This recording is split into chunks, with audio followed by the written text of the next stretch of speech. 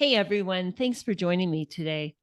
Do you wonder if you qualify to change your relationship with alcohol?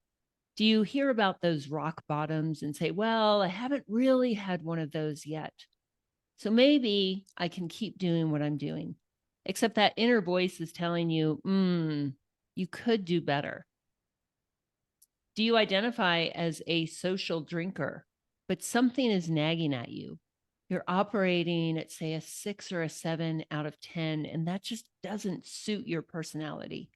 If that's the case, keep listening because you're really going to enjoy this interview today. I'm Victoria English, and I'm the head coach at Alcohol Free Lifestyle. I had the pleasure of working with our guest today during his journey through Project 90. Steve McClellan is a husband and a father of 3. He was lucky enough to travel and work across the USA, Western and Northern Canada, and spent some time in Denmark and Russia before settling down in his beloved province of Nova Scotia, Canada. He identifies as a recovering engineer who now owns his own independent value-based financial firm called Design Your Future. He helps consultants and coaches make more money and pay less tax so they can truly focus on what's important in life. Steve had so many takeaways from his time at Project 90 that he has written a book based on some of his experiences. His book is available now on Amazon. It's called Grow, Control, and Keep Your Money. It has a bright orange cover, and I am getting my copy today. So keep listening because stopping drinking is just the first part of this lifestyle. That's why our company is called Alcohol Free Lifestyle. Some main points we're going to cover today will be the socially acceptable drinker and why you don't have to be a stereotype alcoholic to do this program. Steve is going to talk about true self-confidence and how it comes from knowing thyself. Steve says that this is the best Know Thyself program that he's ever taken. And finally, hate to burst your bubble, listeners, but life is not all sunshine and rainbows when you live an alcohol-free lifestyle, but it is definitely better. We're going to cover those things and more today. Thank you, Steve, for being here. I appreciate you. I appreciate you too, and I'm excited to be here. Yes. So Steve is approaching 1 year alcohol free. And before we hit record, I said, wow, when we feel so good at 90 days, but when you get to about a year, it really is astounding to look back and see the changes. And just a reminder, Steve's not coming from some rock bottom. So I'm excited to hear about your experiences. Let's start with the socially acceptable drinker. Tell me about that. Like so many out there, alcohol is everywhere, and I definitely had a love relationship with alcohol. I grew up in a great little town called Antigonish, Nova Scotia. It's often referred to as the Little Vatican. Very Scottish and Irish culture, so you know, um, definitely alcohol plays a place in our life there. But as a young man, I was quite studious and very involved in my athletics. And you probably count on one hand how many times I drank before the age of 19. That's the legal age in Nova Scotia to be able to drink. But I do remember at the age of 19 going to the local pub, Piper's Pub, in my small little town and being blown away by what was happening and loving it. Just and the university bar. And I probably from 19 to the age of 29, I did not miss a Saturday or a weekend out and partied hard wherever I was at. Lucky enough to travel the world, but generally always looking for a good time. But that's what I thought everyone else was doing at the same time. I usually compared myself to my peers and said, hey, I'm not drinking as much as so and so. But over time, I did start to realize there were certain things happening that I noticed that maybe it's time to take a second look at this alcohol. That's an important point.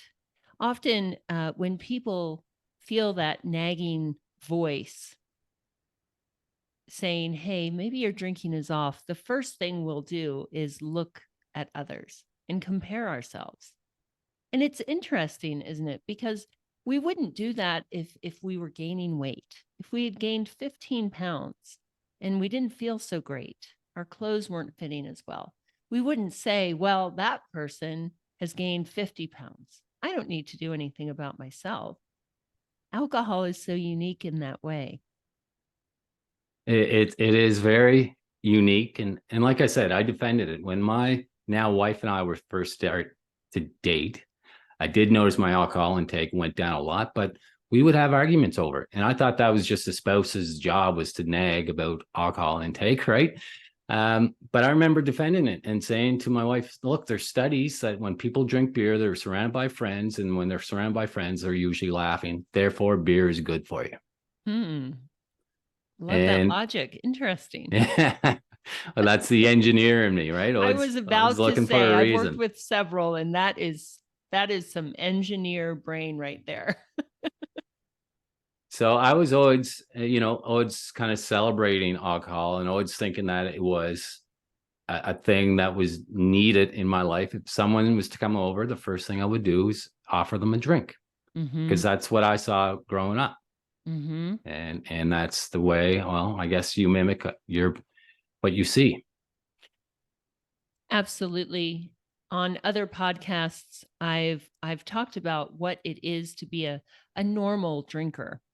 And even the quote normal intake is quite high. And so, of course, as more and more research comes out, we're linking it to potential health consequences, mental health issues, obviously sleep, just general overall well-being. And so you are not alone in looking around and comparing yourself to what is considered normal. But this is a good opportunity for our listeners to take a step back and say, well, it's still a lot. And what's normal? Do I want to be average? Do I want to be average in any area? So thank you for that. So when did the change happen where you stopped defending alcohol and took that good hard look at things? That's a great question. And I would say it was a series of things. It wasn't just one thing, but a series of things. And as I mentioned, when I met my wife, I was Twitter pated with her right away. Her not so much. So I knew I had to level up my game a little bit, but we eventually did start dating. She helped me take my career and life more serious. And then when we had our son, that was where, okay, I need to start doing better. And I did. And probably drank a lot less, but more so focused on my career. And that got me a reputation. I was building a good reputation in Calgary, Alberta. That got me a job to come to Nova Scotia. And long story short, that move was career suicide. My career came to a screaming halt. And then I went into the financial industry very naively. And I will tell you this, when I did go into the financial industry, I noticed just having one beer would affect my motivation the next day. Just one beer. So in Calgary, we were in the habit of having a couple of beers at lunchtime and after work, and then partying with friends on the weekend. In the East Coast, a little bit different. They kind of save the drinking for the weekend. They still have a couple here and there, but most of it is for the weekend. And when I went into the financial industry, my wife and I tried to not have that drink until Friday. And I remember craving, can't wait for Friday to come so I could have that IPA, usually one or two, but sometimes it was 3 or 4. And then a couple on the weekend, mowing the lawn or whatnot, or having sociables and seeing friends. And that just seemed to grow and become a habit. And then when COVID happened, that habit seemed to happen a little bit more. And I would said, well, I deserve this. It's not bad, defended alcohol. Never really got intoxicated too often in front of people, but maybe slurring the words. My wife would be getting after me. But again, that's what I thought wives did. Mm-hmm. And wouldn't let loose except for a couple of special events. And one event I did let loose. I was the president of the local business chapter around here. Let loose. There was some fire whiskey being passed around. And make a long story short, I got intoxicated in front of business owners. And the next day, I just remember waking up with such anxiety, a hangover. My wife was disappointed, couldn't do anything the next day, and said, okay, maybe it's time to take a look at this. You mentioned before, I'm a 7 out of 10 on a lot of these categories. What do I need to do to become better? Mm-hmm. And that's when I start doing, like an engineer would, start doing a lot of research on alcohol. And that's how I came across the podcast, The Alcohol-Free Lifestyle. Mm. Did you ever imagine you'd be here with me? No. It's we're trained to love alcohol and almost worship it.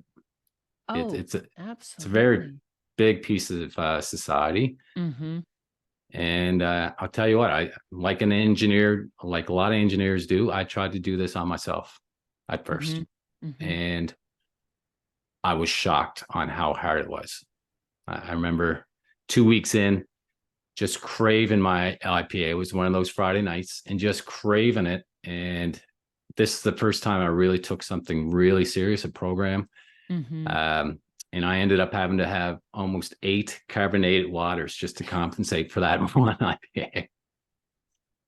Any self-respecting alcohol-free individual has many, many, many varieties of sparkling water. I think that's interesting to note.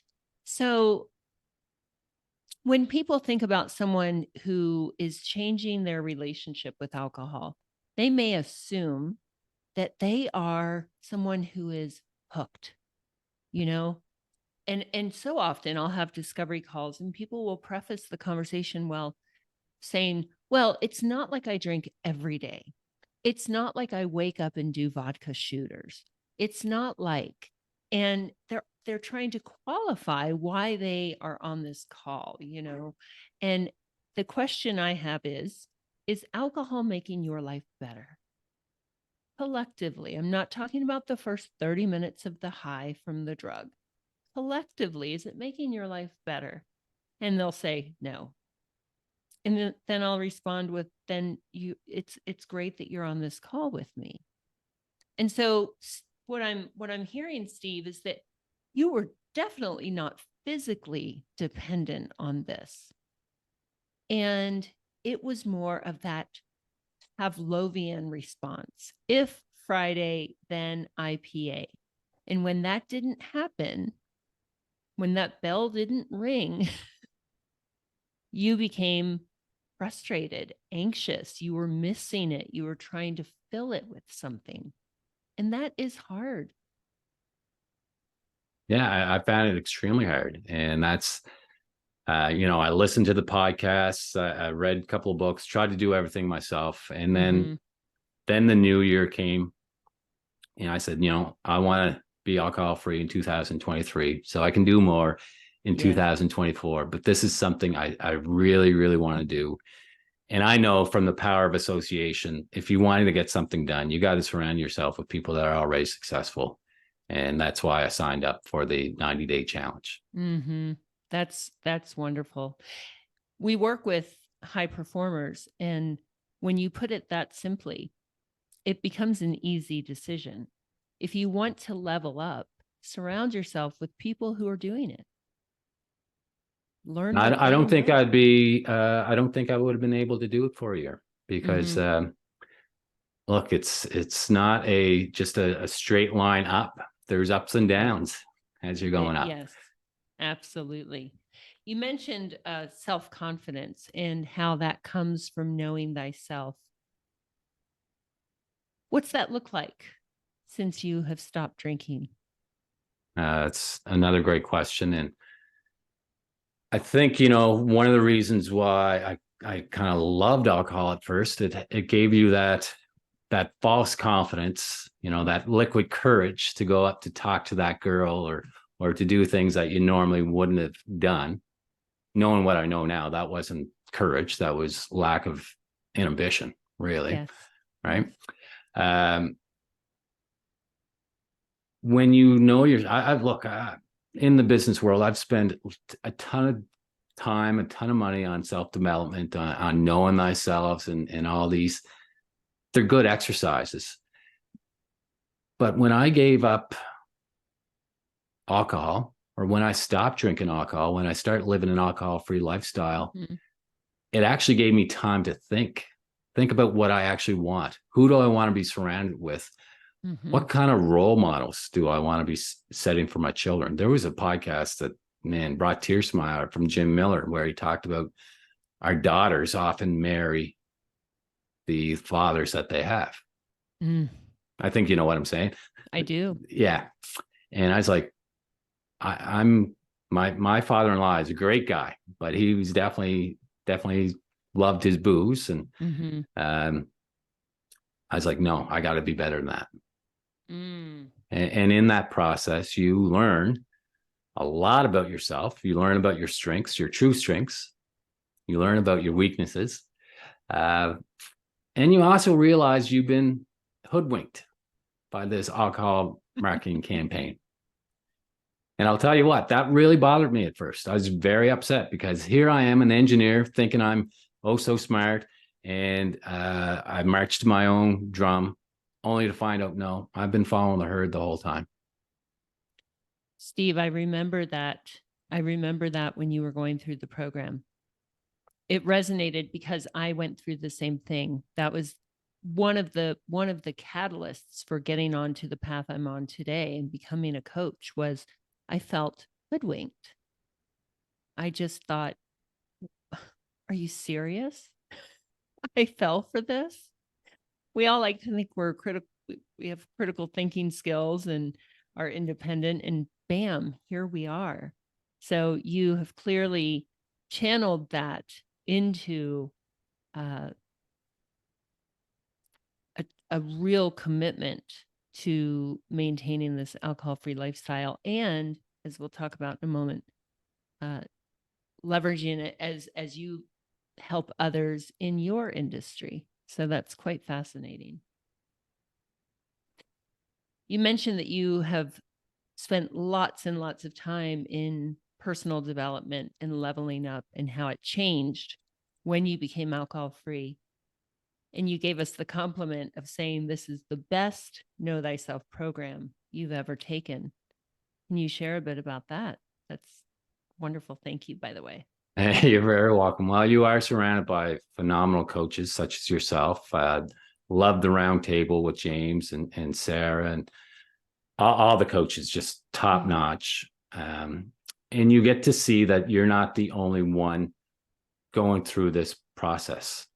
And what's nice is you got the circle of life, the exercise that you went through a couple of times. It's that clear thinking, that fogging, that fog that kind of lifts over time. And the fact that you're there to hold our hands. One of the things I noticed is, I lost weight right away starting, but then I gained it. I was 214, went down, and then went back up to 221. And I'm like, what the heck is going on? But I was replacing the alcohol with sweets, chocolates and cookies. And I used to have a job interview. Well, anyways, cookies are one of my major weaknesses. But I learned through you guys, that was just dopamine. I was searching for a dopamine hit. And instead of going to having a beer or a nice rum, I would hit the cookie jar and put on weight. I wouldn't have figured that out. I wouldn't have known that myself if I didn't get that help from this program. So it's just that continuous journey of self-reflection, taking time to breathe in the stuff that you want and breathe out the stuff that you don't. and being surrounded with like-minded people that want to do even better. So that's what I mean about this being one of the best know thyself programs, because what I've noticed with knowing thyself, you get that true confidence, not the pretend confidence and the, oh, I'm so great and everyone likes me and looking in the mirror doing the affirmations, but true confidence. Yes. Same time, you're going to shake your heads and remember things that you did, and you're going to be your Grinch, but you get over that. It does pass. It does pass because we return to our authentic selves. And what I find personally, and then of course, after coaching hundreds of people through this program, is that there's that homecoming to ourselves is almost sacred, because we recognize that we did stray from our true self. And when we come home, it is something that we never, ever want to lose again. Amen. You couldn't say it better. I remember being a young man. I was a good fella. I was studious. I cared about others, took sports very seriously. And I veered away from that.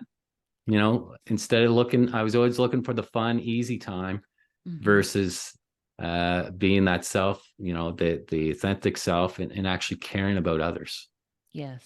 Yes. That's a big part of it. Addressing the cookie situation, that is very common. And I kind of refer to that as a harm reduction, right? And to trust the process. You will not always be stuffing your face with cookies. You're not drinking, you're not creating any sort of mess. If you're having some cookies, be patient, it will pass, and we'll address that down the road, right? This is a process, and it does take some commitment. And so for our listeners, if you are snacking more on sugar, it will pass. You will have the tools to address that.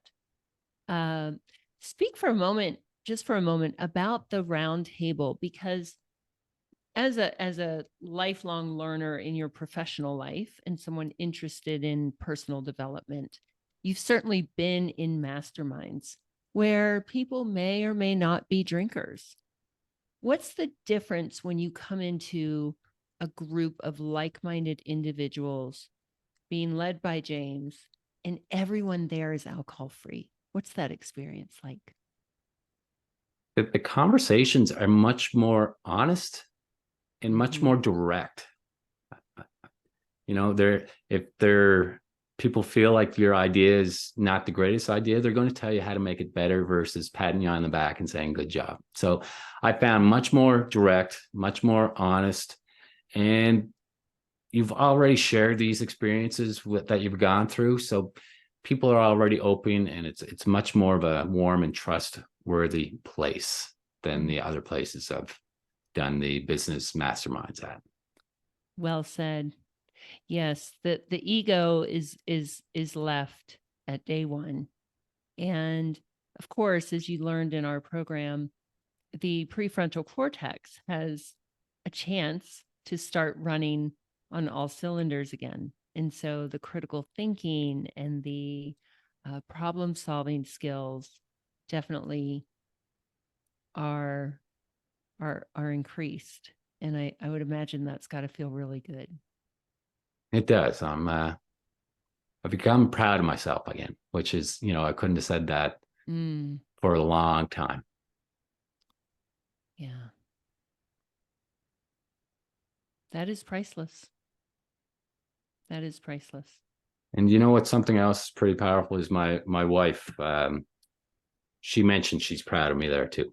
And my wife, fantastic person, but she doesn't fly. She doesn't give the compliments easy. They don't come easy peasy, but she has mentioned that a couple of times. So, well, I would imagine when they come, they are authentic. 100%. Yes.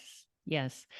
I found, again, personally and professionally, that the external validation is nice, but it's not as needed, because we are finding internal validation, because we know that we're living the way that we should. And someone like your wife sounds like a very real person.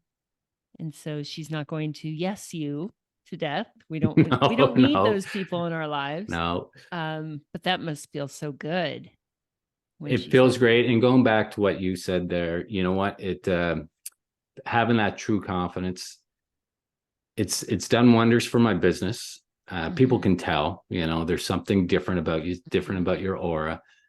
But knowing that everything's going to be okay, such a weight off your shoulders, and just knowing that you can really do. I don't want to sound cliche, do anything, but you really can do whatever you put your mind to, Mhm. and and that's pretty cool when you think about it.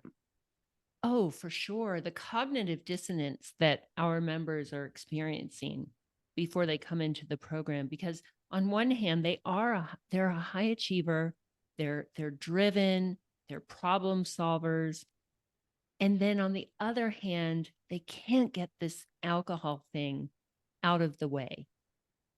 So all of that mental energy, that wasted mental energy, has resolved itself. And if you can truly gain power over your relationship with alcohol, there aren't a lot of things that feel scary. No, ma'am. No. Yeah, that's fantastic. I'd like to speak a bit about your wife. She sounds wonderful. And that was one of your major points, that life isn't all sunshine and rainbows, but life is definitely better. And so I'd like to talk a bit about that, and also highlight the what you mentioned about women marry, what did you say? Women marry. Your daughter marries the same man that their father is. Yes.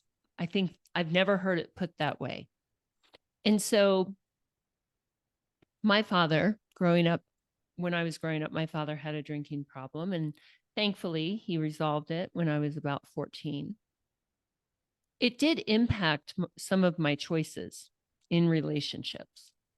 And so I would imagine, as a woman, hearing this and hearing just a bit about your wife's past, I've got to imagine this is healing for her as well. I would assume so. Yes, we can't speak Yeah, for her. I can't speak for her, but our relationship is much. It's definitely stronger. I didn't realize, you had the veer, the two paths of your life Yes. that you can take, and I didn't realize that I was heading towards the wrong path Mm-hmm. until I had that clear mind and got back Yeah. and onto the path that I want to go on, not Yes. the path that everybody else is going on, but That everyone, the easy path, yeah, right? my own path. Yeah. Um, and I didn't realize, our I would say our relationship was a 6 or a 7. Mm-hmm. We were so busy being busy, taking care of kids, and Mm-hmm. um, I was obtuse to it. And Obtuse is a good word. yeah, and I Mm-hmm. think by having that clear mind, I was able Mm-hmm. to make some changes. And again, Mm-hmm. it's not all sunshine and rainbows. It's not like it's all glitter and glam, but it's definitely better. Our communication is better because I'm a Mm-hmm. better listener. I Yes. still lose my temper, but I then think about, okay, why did I lose my temper? And I realize it's not about her most of the time. It's about the way I'm feeling. Yes. And I'm able to take that back. And our relationship, I would say, would be an 8 right now versus a Fantastic. 6, right? What a breakthrough to and when we stop drinking, we are still painfully human. And we will say and do things that we could have phrased that a bit better. But because we didn't say it while we're drinking. And so we can simply say, that was me being human. I've thought about it and I'm sorry. And there's a trust that can be built when that's the case. And so when I talk about how I would imagine it's healing for her, I don't know. I feel things in my body. And when I think about that dynamic, it feels safe. Safe. There's room for error, but there's not gasoline being poured on anything. Yeah, that's right. That's right. Right? Right. It's just two humans being human together and Well, moving in a positive direction. yeah, I'm happy where things are going. They're definitely Mm, going in the right direction again. that's wonderful. Well, that is a testament to your character. You know, anybody can fall into this pattern of maladaptive drinking, and as Steve described, it's a big spectrum. But true character is evident when you can take a look at it and say, this isn't who I really am, and I don't like this trajectory. I'm going to shift. So, good man, Steve. Good man. Well done. Thank you very much. So you've been busy since we last chatted, and I would like to spend a few moments just talking about this book and your online course. You've had so much focus and energy that, like all of our graduates, you've channeled it into something. Tell us about it. With the extra energy and time and focus, I was able to spend my mornings. I've always wanted to write a book. I've been lucky enough to travel the world, seen some cool things. Felt like I learned a lot about money along the way. Mm-hmm. And then spent 8 years in the financial industry where I started off very naively, but now kind of do a independent value-based firm, and clients are getting good results. I've studied a ton. I learned what works and what doesn't. And now I had the time to write it in a book where people can read it instead of me just, one of the things is I can't help everyone, but maybe the book can help someone Mm-hmm. pick up what actually works versus the marketing that's out there. We're marketed about alcohol a lot of times. Mm-hmm. We're also marketed on and sold different things on what to do with your money. This is kind of what works and what doesn't. And the first and foremost, it all starts with mindset. Mindset. Well, I'm so honored that we were a part of your journey, and we played some small role in leading you to this. It wasn't a small role; it was a very big role. I And was being modest. I've acknowledged you guys in the book, and I actually implemented a lot of the things that I learned from the course into my own practice and into the online course. And we do offer a modified 90-day challenge that includes trying to give up the booze for 90 days. Mm-hmm. That's wonderful. Congratulations. Thank you. I'm very proud of it. And again, it comes from that confidence, that true confidence. I could not have written this book. I wouldn't have had the confidence to do it. Mm-hmm. And I have to say, I'm very confident and very happy with it. It's getting good reviews. And again, I think it's just one of those things. It's going to be the first book. It's my first book, but it's not my last. And it will continue to grow. And a lot of that does have to help the help I experienced and the opening in my eyes that I've got through the 90-day program. Brilliant. Thank you, Steve. Well, I'm looking forward to reading it.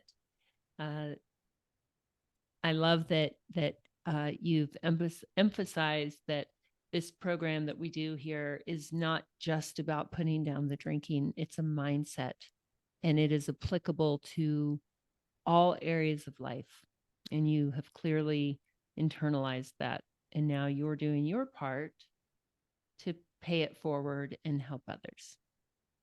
100%. And those listening to this or watching this, it's the first time that's the most difficult time. The first wedding, the first socializing, the first time a friend comes over. But once that first time is done, you're done. And it all becomes easy. And it actually becomes much easier. I actually enjoy going out to networking events and socializing now.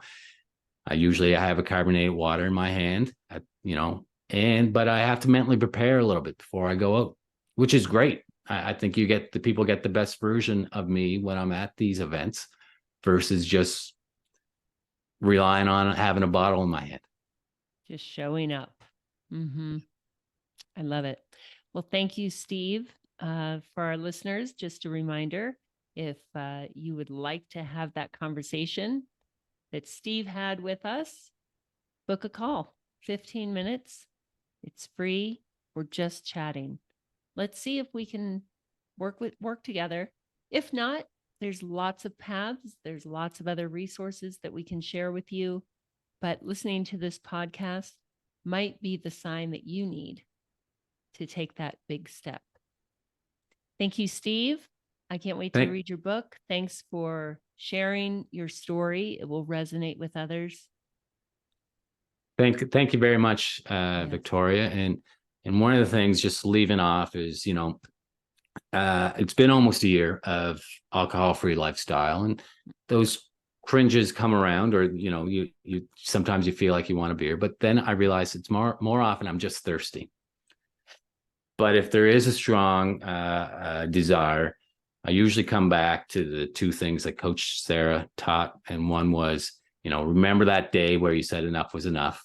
And then the second is that after the 90-day program was done, how proud and happy I was to do that with my peers. And that just makes it easy. Great takeaways. Great last words. Love it. All right. See you soon. Thank you, Steve. All right, everyone. Until next time, thanks for joining. Take good care and have an awesome day.